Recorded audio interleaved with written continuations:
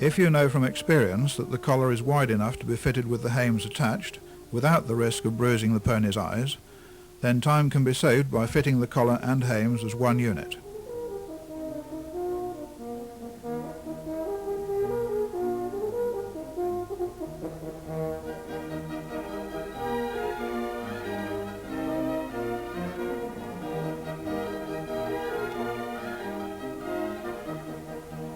The fit of the collar is very important.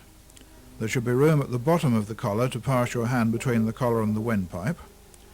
The sides of the collar should lie evenly on the pony's shoulders, so that the pressure is spread over as large an area as possible. Here you see a collar that is too big, and although it lies evenly on the shoulder, it would rock about too much in use. There is excessive clearance over the windpipe.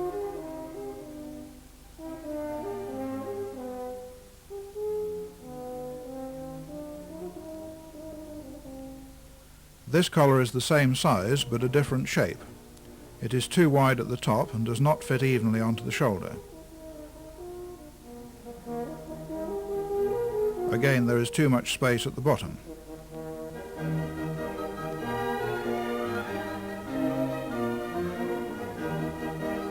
And here you see the difference in the shape of the two collars. This collar is altogether too small and has not settled down onto the shoulder. In use it would put pressure on the windpipe.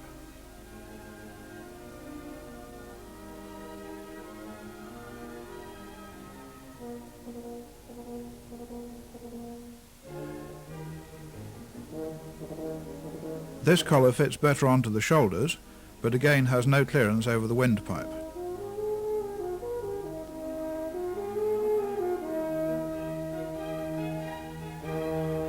And here you see a correctly fitting collar.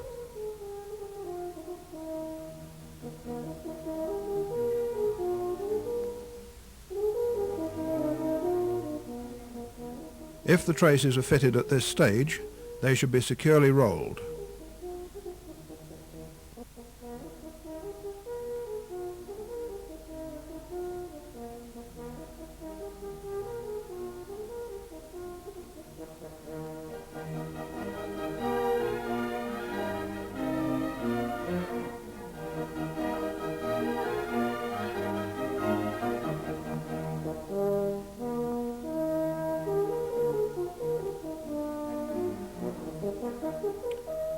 With a quiet and experienced pony, the pad, crupper and breeching may be fitted as one unit.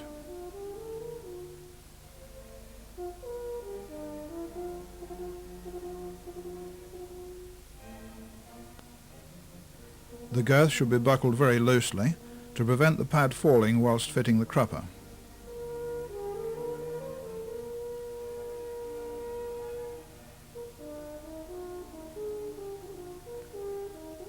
If the crupper did not have buckles, it would have to be fitted like this.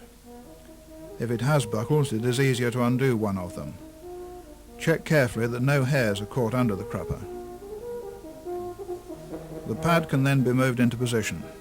The girth passed through the martingale and buckled snugly but not very tightly, which would strain the leather to no purpose. With a novice pony, it is safer to fit the pad separately and then the crupper and breeching.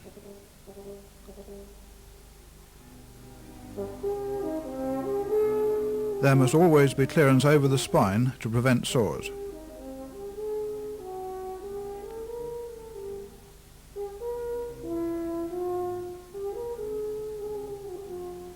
The point of the belly band should be tucked into its keepers to prevent it knocking against the pony's legs when being led to the vehicle.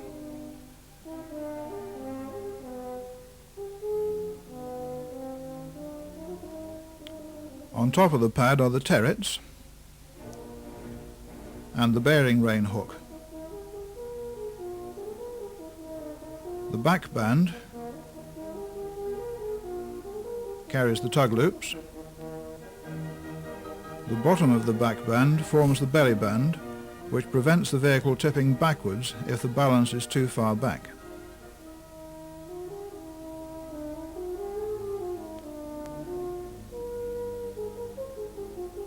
The back strap runs from the pad down the pony's spine to the crupper dock.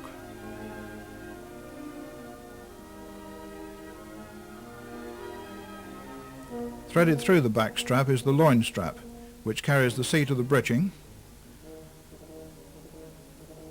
with the breeching straps at its ends to buckle to the shafts.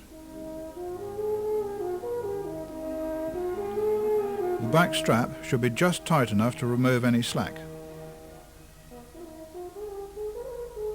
The breeching should be set halfway between the top of the tail and the hocks.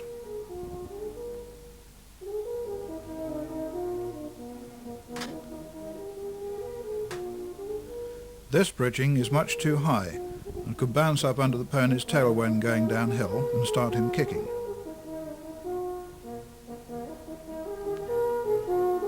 This breeching is too low and would tend to push the pony's legs under him and could also cause a sore.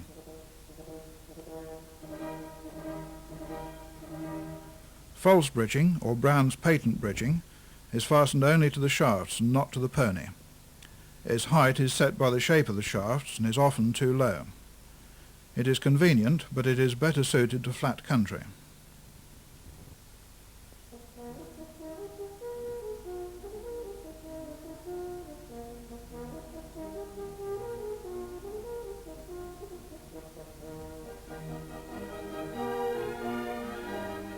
In this case it is only very slightly too low.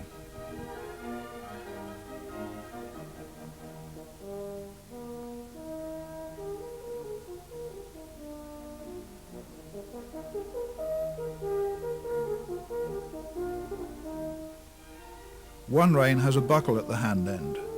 This is traditionally fitted on the off side, and although its position is unimportant with a single pony, it is essential with a pair that the reins are not interchanged. This tradition dates from the coaching days.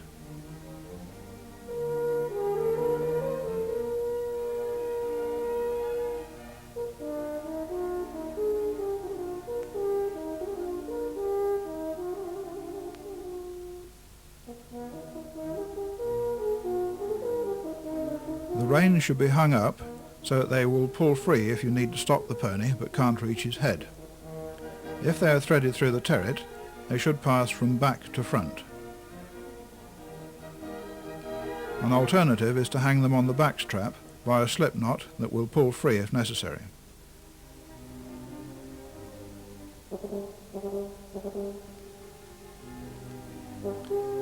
The bridle is fitted last so that the pony can be kept safely tied up for as long as possible.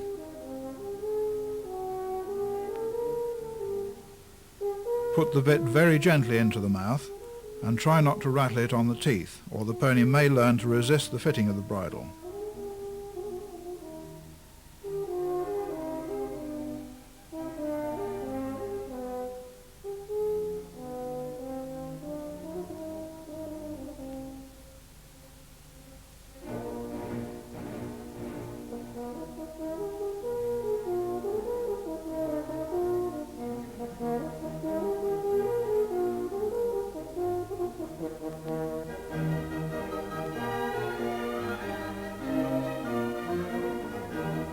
Make sure that the curb chain lies flat.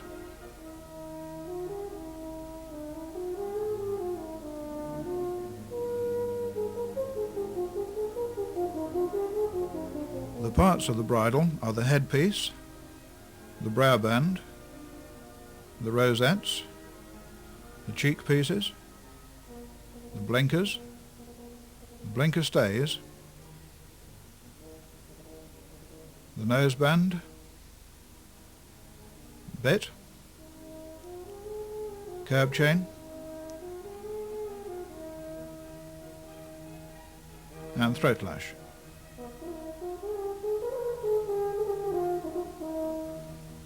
The eyes should be in the centre of the blinkers, and the blinkers facing directly forwards, neither pressing against the eyes nor flapping outwards.